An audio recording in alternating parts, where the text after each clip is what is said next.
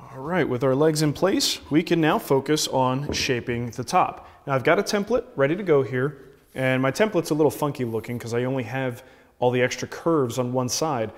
Part of the reason was I only wanted to have to do that once, and for the template, you could always flip it from side to side to get a perfectly exact match on both sides. There's no reason to reproduce it on the second side of the template. So I'm going to lay the piece down and trace on my shape. Just going to make sure the template is flush with the left side, flush with the bottom. Now I'm just going to draw the curve and the end shapes. Flip the template over, make it flush now with this side and the bottom. Okay, and this ensures that both sides are exactly the same as well as perfectly symmetrical. Now there's another design detail that I think we can add that might just give it just that little bit of extra kick. If you look at the top of the original, it's perfectly rectangular all the way around the perimeter there. What I think might look cool is if we put in a little bit of a slight curve at the end grain there. It's sort of mimicking what's happening at the bottom on the legs, and I just think it might add a nice touch. And the thing is, I want to be real subtle about it. I'm not going to really dip it in too much. So I think what I'm going to do is measure in about 1/8 of an inch at the center point here on both sides. And then I'm just going to grab my leg template, line it up with the center point right here, 1/8 of an inch in. And this curve just happens to work out so that it sort of curves out right to the points at the outer edge. And let's trace that in. And that is going to be just a very subtle curve. You might not even notice it, but I think it will add to the big picture of this piece.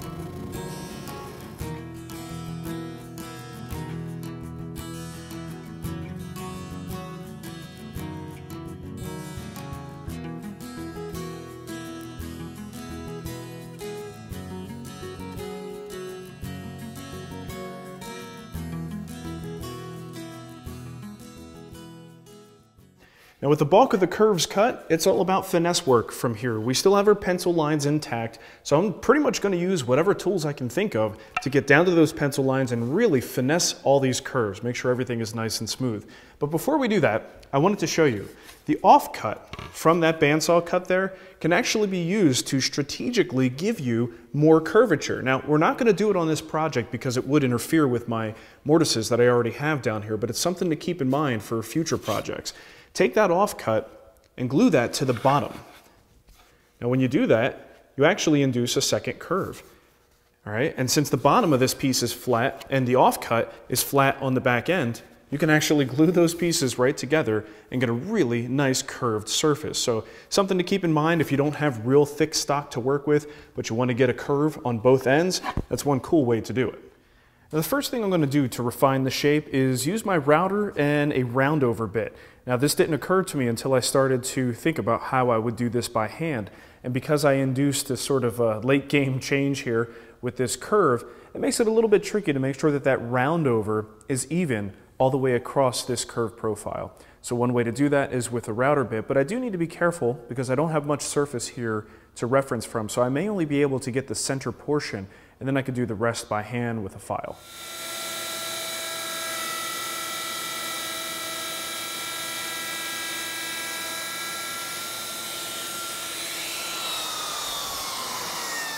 And now the rest of the material on the outside is easy enough to get with my rasp.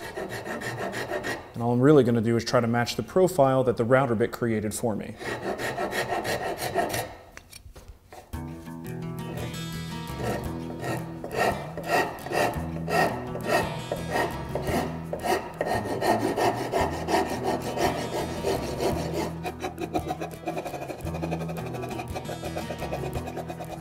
Now on the top edge, the bandsaw left a little bit of a bump here, so I need to blend that in as well.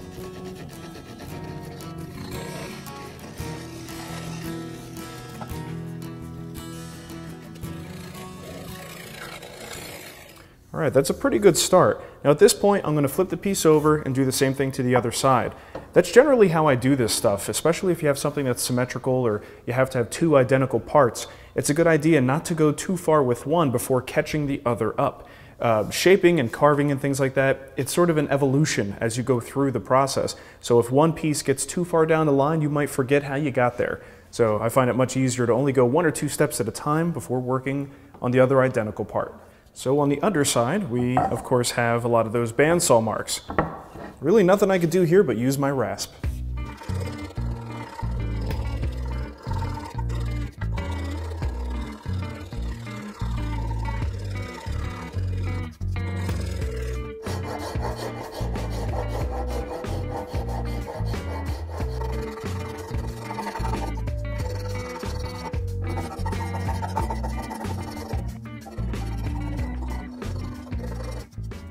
Now, my ultimate goal here is to really just blend these surfaces in a way that just looks good. So I just keep removing stock until I think it's nice and smooth and everything looks like a natural smooth transition. I'm also keeping an eye on the sides here where my pencil lines, my original pencil lines, are still in place. And that kind of helps me just have a visual guide so I don't go too far and take away too much material.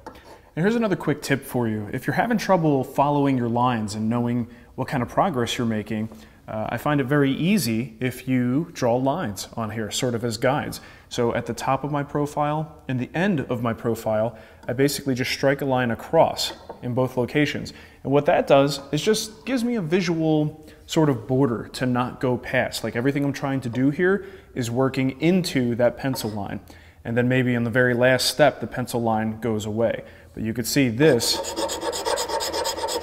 sort of gives me a much better idea of where I'm at and where I need to go to. So guidelines are always a good idea.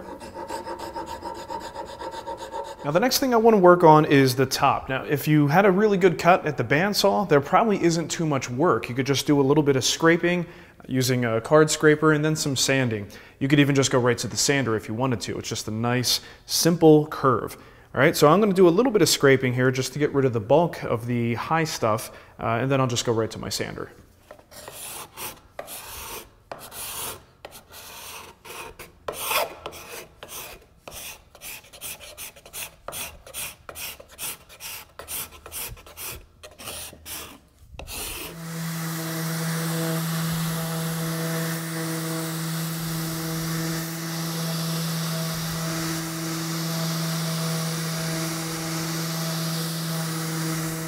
Now with the top curve nice and smooth, I'm going to put the piece on the side in the vise so that I can take my router and just round over the outside perimeter on both sides.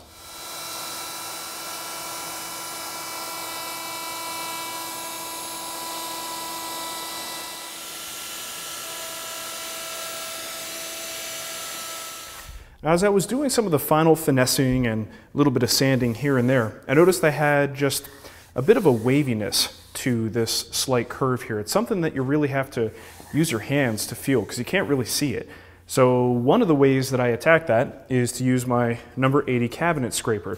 Now this thing has a flat bottom, so it's going to miss some of this material, you know, because it's flat and not curved like this profile, but you could still get some of the high points because it's actually not that long. So if you sort of just take long strokes across, you'll hear it catch on the high stuff.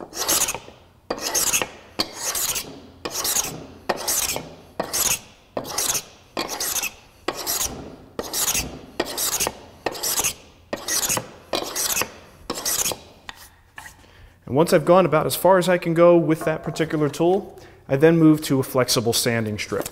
This is made of 1/8 inch. I don't know, this is some crap I got from Home Depot. Put a little bit of sandpaper on the other side.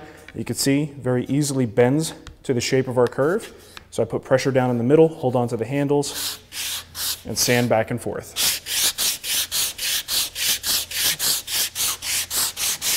The end result will be a much more smooth and consistent curve to the seat.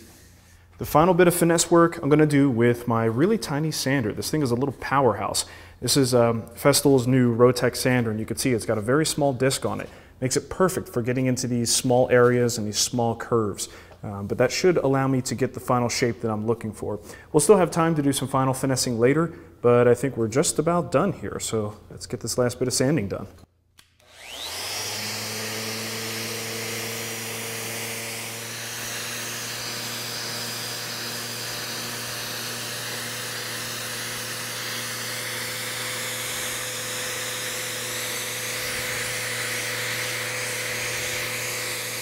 Now the next order of business is to take the stretcher and cut it to size so it fits between our two legs. But since I have all of the stuff already out here, I may as well do the rounding over and the smoothing of the legs. We kind of skipped over that, so now's a good time to go back and do that. So like I did for the top, I'm just going to use a round over bit and my router to just round over any surface that I can. Some of them I won't be able to reach, but certainly on the inside edge of the legs where everything is nice and flat, we can get a good round over going there, and that can kind of give me a guide visually to smooth the rest of it. Now with this round over as my starting point, I should be able to use my rasp to smooth everything out. And if you have some harsh lines here, of course we're going to want to smooth those out too. All right, this should be just nice, continuous, flowing surfaces.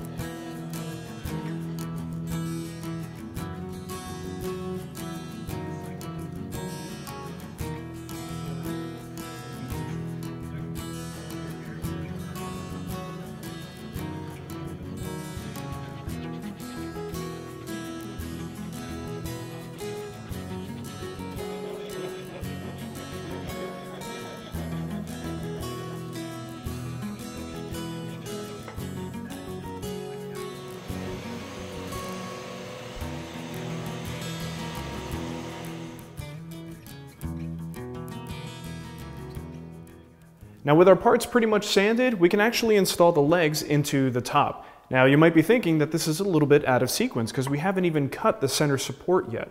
Well, believe it or not, that's going to be cut, shaped, and sized after we glue these pieces together. The reason for that is it's a little bit tricky to get that angle absolutely perfect. And if these legs have any movement, even with a nice tight tenon up here, a little bit of pressure is going to cause them to bow out a little bit. So I want to restrict their movement. One way to do that is to glue the legs in ahead of time. Now, I do need some reference marks on the inside face of the leg. So what I would do is measure down from the inside shoulder, 3 3/4 of an inch, and then mark the center line of that point.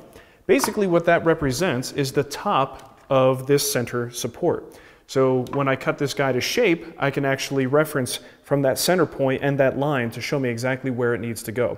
I mean, technically, once you have the angles cut on this piece, you can't really control where it goes vertically anymore, right? Because eventually this wedge shape is going to lock it in place. So we just need those reference marks there initially to help us line things up to make the cut. So we'll get to more on that in a little bit. For now, let's glue our legs in place. Get some glue in the mortise, a little glue on the tenon.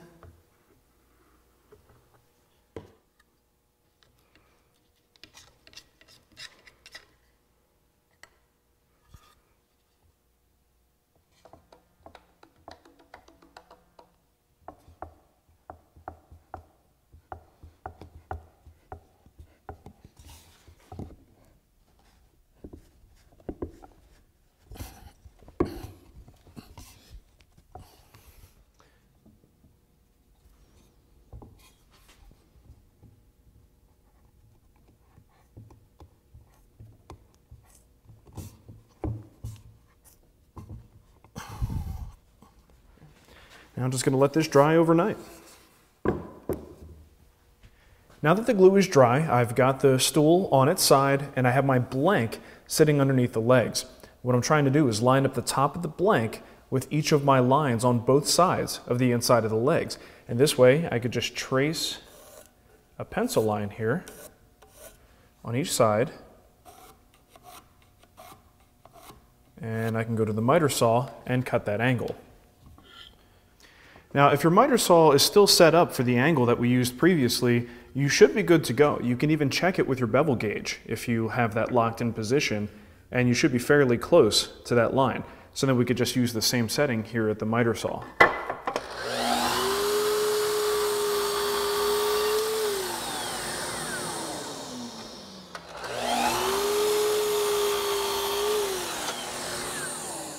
So now I've marked a center line on the top of the blank, and we could do a test fit. Those center lines will help me line up with the existing center lines on my legs. So by viewing underneath, I can make sure we're roughly where we need to be. And a little downward pressure shows that the joints are nice and tight on both sides. I've got a little bit more room here to get to my line, so what I might wind up doing is taking one more light pass at the miter saw just to make sure this guy drops all the way down. But that dimension vertically is really not that big of a deal. I could probably just leave it right where it is. Okay, I couldn't leave well enough alone. You know me. So after a quick cut, I'm pretty much right where I need to be. I'm down to my line. When we glue this in place, we'll put a little pressure down. Since the legs are already in place, a little downward pressure will help to wedge this where it needs to be. And that should be good to go. So now all we need to do is shape this piece. Of course, we're going to use our template here. Got a nice curve on the bottom. Nice curve on the top. Off to the bandsaw.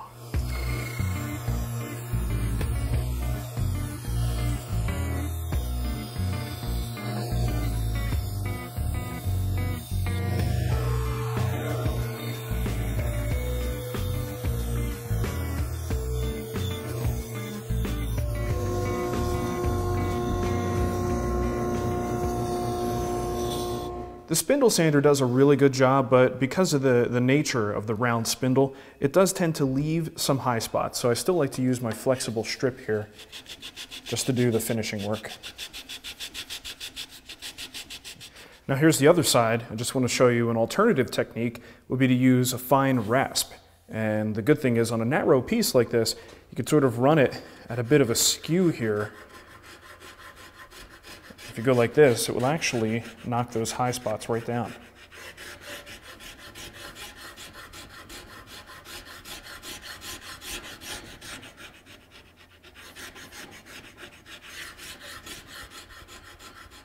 Now the round over for this piece, I'm going to do with the router table because on a smaller workpiece like this, I just find it much easier and safer to take the workpiece to the tool instead of taking the tool to the workpiece with a handheld router. Now, after the routing, I typically have some lines on the side, and we just want to blend those a little bit better than they are straight off the router table. Also, because I don't start right at the edge when I'm going into a round over like that, just for safety reasons, I may have a little bit of material right at the end that needs to be removed, and a fine rasp does a really good job. So I'm really just trying to blend it in at this point. Doesn't really need a whole lot of work.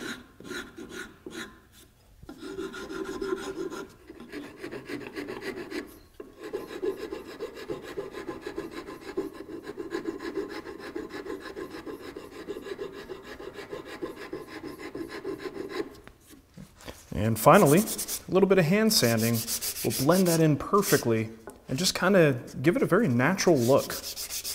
Right, we don't want to see any sharp edges. Now that everything is nice and finessed here, we can install the stretcher. Now at this point, I'm going to use glue, and because this is end grain, it's going to soak a lot of this stuff in. So what I'm actually going to do is use some epoxy with a filler added to it, so you can see it's nice and thick. That'll prevent it from absorbing too much into the end grain. And I am using epoxy here for a really good reason. Because we're joining end grain to long grain, we want to make sure that we've got a good adhesive bond there. Regular wood glue would just soak right in, there wouldn't be much to it. We're going to reinforce this later, but we still want this to be a fairly good joint when we put it in place. So I'm just going to take some of this epoxy, put a good amount on each side.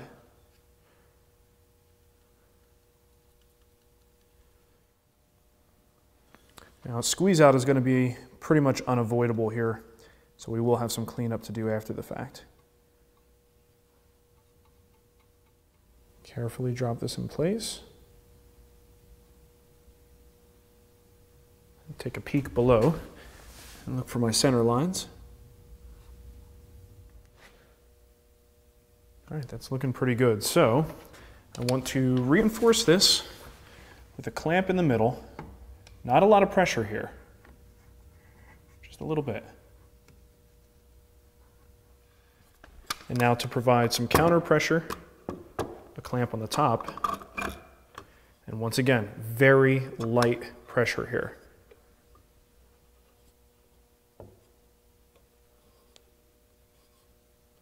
As this clamp pushes down, it's naturally going to force the legs out, possibly opening up a gap at the top. So this top clamp gives us just enough counter pressure to close that back up, and we'll just let that dry. And actually, before this epoxy sets, I'm going to use a little bit of lacquer thinner here to try and clean some of it up.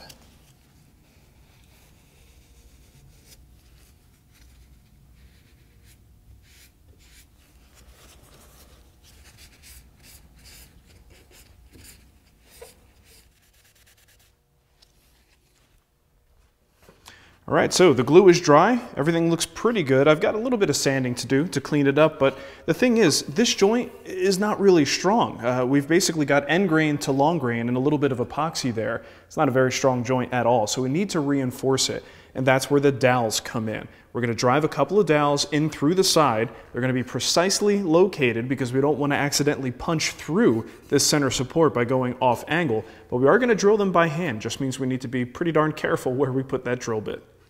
Now the dowel locations are incredibly important. So I just measured down from the top here about 3 3/4 of an inch. That represents the top of my center support. This line down here represents the bottom of the center support. So I want my dowels to be located so that they can penetrate fairly deeply into the center support, but they don't punch through. All right, so the way I'm going to do this is to start by drilling at what would be the top line of the center support. And the reason I do that is because if I drill in perpendicular, notice I'm actually drilling in at an angle onto this piece. So if I start at the top, by the time that dowel reaches the center support, it's going to be somewhere in the top half portion. All right, and now for this bottom one, this is 3/4 of an inch down. The second dowel is also going to be at a downward angle. So I can't have that too close to the bottom. Because of that angle, it would punch right through. All right, so of course depth is critical on this as well. And I've got my drill with some tape on it to show me where my 1.5 inch mark is. I'm going to basically go 1.5 inches total. It's about 3/4 of an inch for the side material, and that leaves me with about 3/4 of an inch of penetration into the center support. I'm just using a 1/4 inch brad point bit, and I'm going to try to drill as close to perpendicular as I can.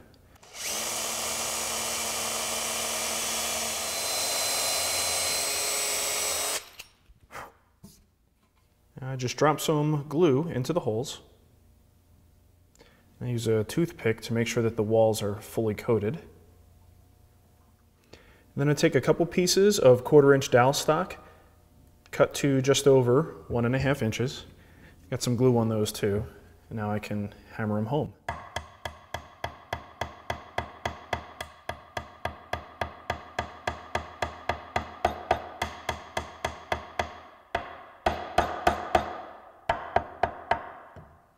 I'm just going to let that dry. Once the glue is pretty much dry, you can come back with a flush trim saw and trim off the top of the dowel.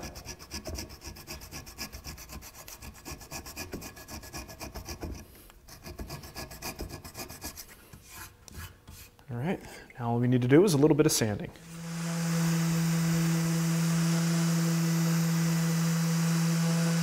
Now the step stool that we're working on is made from mahogany, but what I didn't tell you is that in the background I've been working on a second step stool. Same design, but this one is made from babinga, and in fact it's going to be a gift for Nicole. So it's going to get a little extra special treatment. Instead of wooden dowels, I'm going to use a 3/16 brass dowel for this. It's a little bit more work, but I think it's really going to be worth it. It's going to look awesome with babinga. So let me show you how I do it.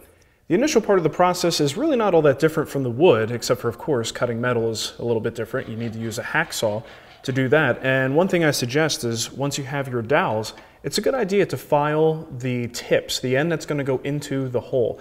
Because all that frayed material at the end, as you drive that through, that frayed material is going to mar this nice little hole that you've created with your drill bit. So if you taper the corners, it'll make a much more smooth entry and give you a better result in the end. Another difference is we're going to have to use epoxy as the adhesive.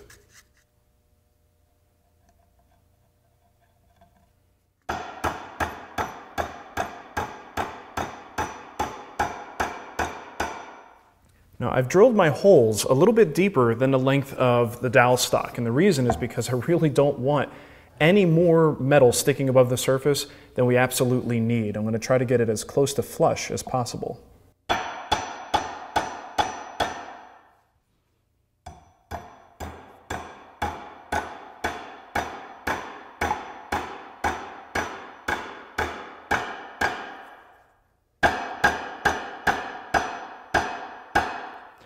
Once the epoxy sets, you're going to want to come back with a metal file and just get as much of this material off as possible. If you just hit this with a random orbit sander, it tends to go over and sort of round over the tops of these, but also removes a lot of wood around it, so it's a little bit messy. So you really need to get this flush to the surface before you do any sanding, or at least close to flush. And you will probably scratch up the area around here, but you're going to sand it afterwards, so it's not too big of a deal.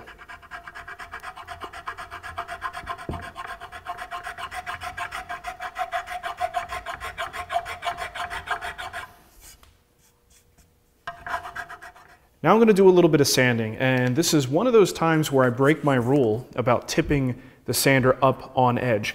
I kind of do need to focus pressure specifically on these points to wear them down so they're perfectly flush before I start taking more of a wide, flat approach with the sander. Because I am targeting these pieces of metal, it's a little bit safer. Normally you do that on wood, you wind up with those little squiggly pigtails, and you want to try to avoid those. But in this case, I think it's necessary.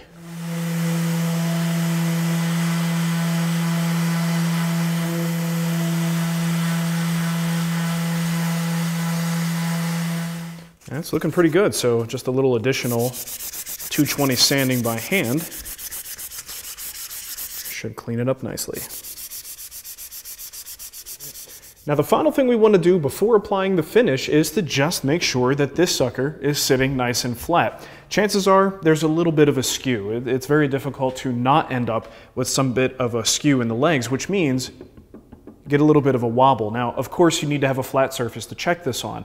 I know my workbench is flat because I recently flattened it, but if I didn't have the workbench, I would just use my table saw surface or another machine surface to double check and see what you're dealing with. So take a close look at what's happening here. As I move it back and forth, I can see that these 2 points, these 2 corners, are really the ones that are sitting a little bit lower than the other 2. So these are the 2 that we would like to remove the material from, but how much? All right, so I got a little trick here that I could show you for removing it fairly quickly without changing any angles. It's a pretty simple and straightforward way of doing it. Now what I've got here is a sheet of 180 grit sandpaper. It's taped to the bench top with some masking tape, and all we're really going to do is drag the leg along the sandpaper. This is actually a trick that I learned from William Ing, and we used it to level drawers. You could use it for table legs and chair legs, things like that. So pretty cool little trick. All right, so it may make a lot of noise when you do this, but I'm going to focus my pressure on the offending corner and drag it back toward me.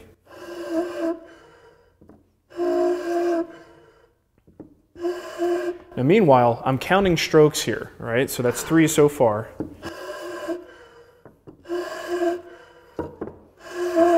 And we'll stop at 5, flip it over, and do the other offending corner.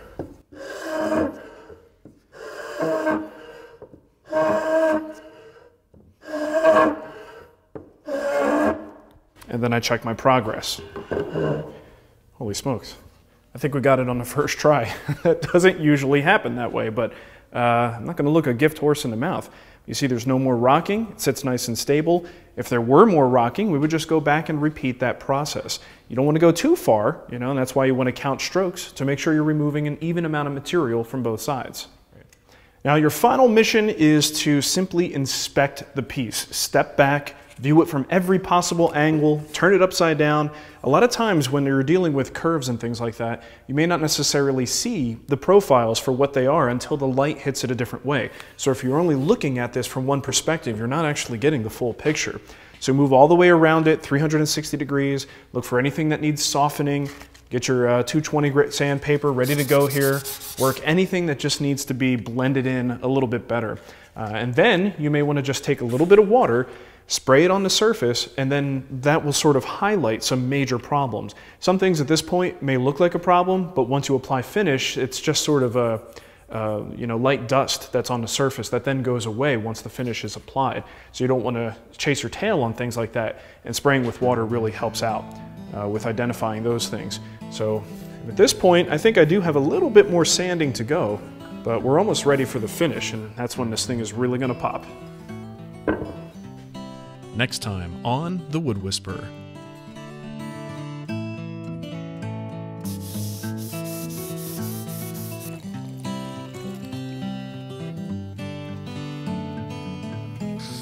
And lightly rub down the surface. One of the more noticeable changes is in the legs. Get on your timeout, Stool, son.